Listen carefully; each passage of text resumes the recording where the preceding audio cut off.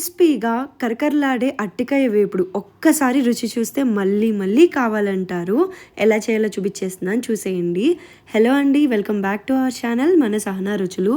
నేను ఒక కళాయి తీసుకొని 2 టేబుల్ స్పూన్స్ ఆయిల్ వేసుకోండి.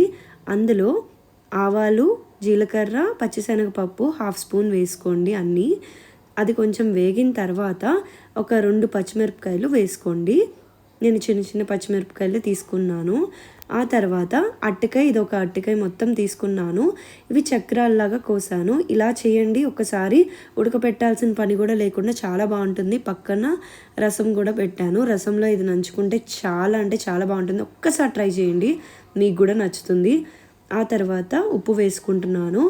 ఉప్పు 2 స్పూన్స్ వేసాను అండ్ పసుపు చిటికెడు వేసాను. కారం 1 స్పూన్ వేసుకోవాలి.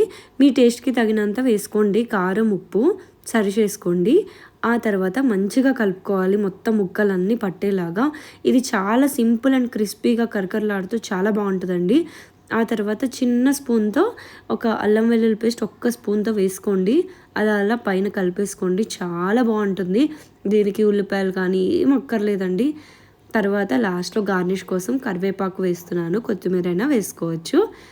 చూడండి ఎంత బాగా వస్తున్నాయో, ఎంత క్రిస్పీగా. కొంతసేపు అలా ఉంటే చూడండి క్రిస్పీగా చారులోకి నంచుకోవడానికి చాలా బాగుంటాయి. నెక్స్ట్ ఏ వీడియో కావాలో కమెంట్ సెక్షన్లో చెప్పండి. సబ్స్క్రైబ్ చేయడం మర్చిపోకండి.